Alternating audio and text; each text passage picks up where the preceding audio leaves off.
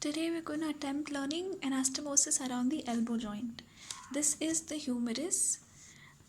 This is the radial end of the humerus. This because this is the capitulum, and this is the ulnar end of the humerus. This is the trochlear, and this is ulnar and radius respectively, and this will be the interosseous membrane. Now this is the teres major inserted at the medial lip. Now the axillary artery from below the teres major continues as the brachial artery, right? So brachial artery is directed from medially to laterally downwards to from the humerus. So it goes like this from below the lower border of the teres major. It goes down, crosses the elbow joint, and at the neck of the radius it divides into its terminal branches, which is the radial artery and the ulnar artery. This is the main course of the brachial artery. Now let's go to the branches of the brachial artery. Branches of the brachial artery will be the profunda brachii artery. Profunda brachii artery accompanies the radial nerve posteriorly in the radial groove. So if we draw it in dotted lines, and then it gives an anterior and a posterior division. This is called the profunda brachii.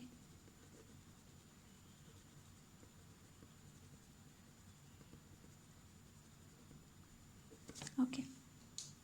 So the profunda brachii artery gives two branches, anterior branch and the posterior branch. Anterior branch this way, and a posterior branch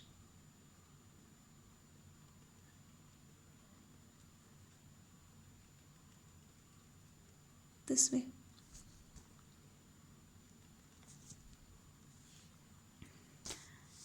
So this will be the anterior descending branch of profunda brachii artery, and this will be the posterior descending branch.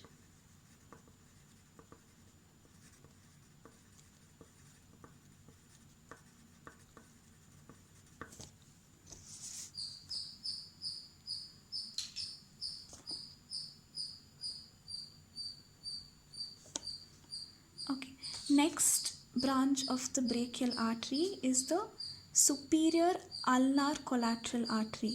Superior ulnar collateral artery is on the posterior aspect. So we're going to draw it in dotted lines.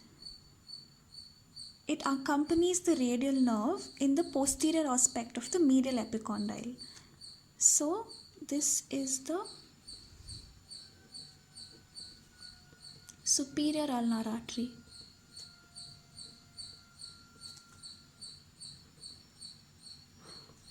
Which accompanies the ulnar nerve. Now there's a inferior ulnar collateral. There is an inferior ulnar collateral which is in the front of the medial epicondyle.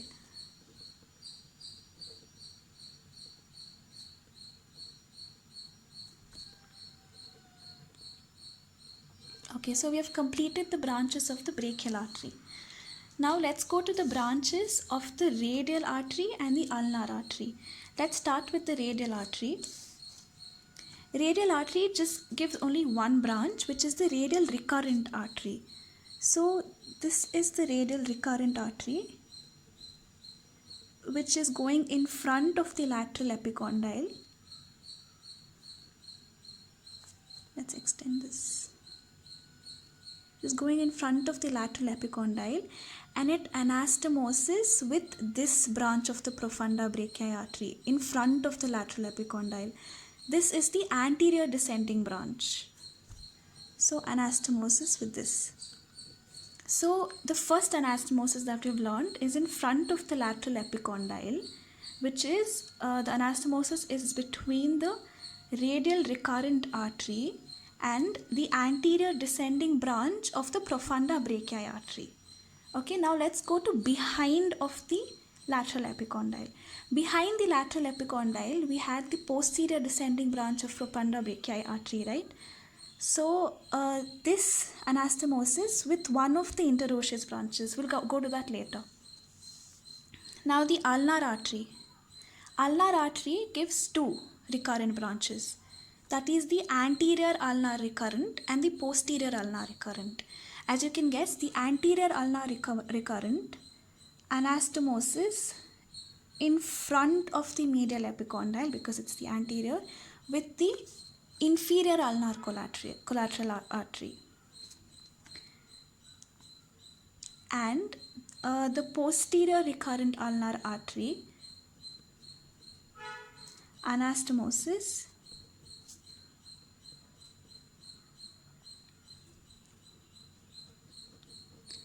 with the superior ulnar collateral artery on behind of the medial epicondyle. So we have finished the first anastomosis, second, third. The first was in the lateral epicondyle, in front of the lateral epicondyle, between the radial recurrent and the anterior descending branch of the profunda brachii. Behind the lateral epicondyle, we'll come to that.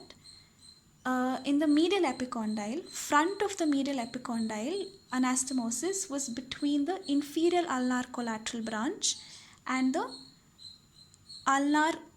anterior ulnar recurrent branch. And the posterior ulnar recurrent branch anastomosed with the superior ulnar collateral artery behind the medial epicondyle.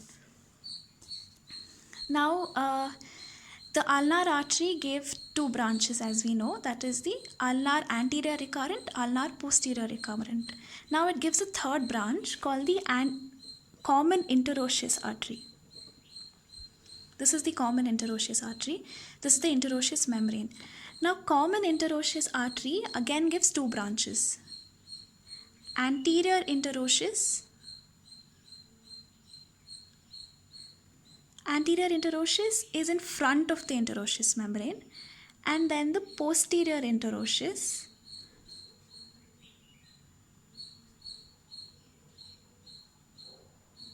which is behind the interosseous membrane. Okay. Now the posterior interosseous artery gives a branch that is called as the interosseous recurrent artery. Now this interosseous recurrent artery anastomosis with the one that was left out. That is the posterior descending branch of the profunda brachii artery behind the lateral epicondyle.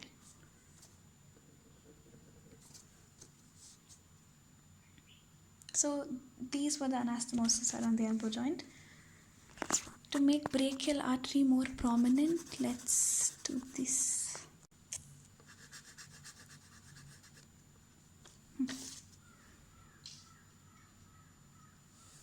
This is teres major.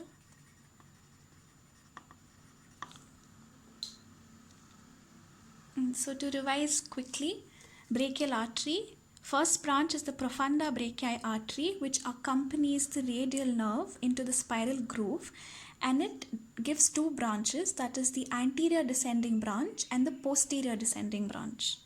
And then the second branch of the brachial artery is the superior ulnar collateral artery, which is on the posterior aspect, and it accompanies the ulnar nerve.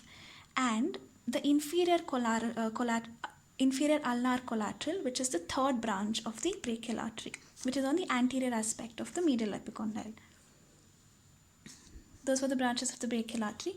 Now the brachial artery terminates into radial artery and the ulnar artery. Radial artery just gives one branch, that is the radial recurrent artery. Radial recurrent artery anastomosis with the anterior descending branch of the profunda brachii. That was the first anastomosis.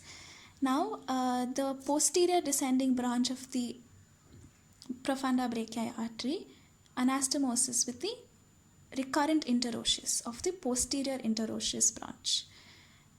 And then now next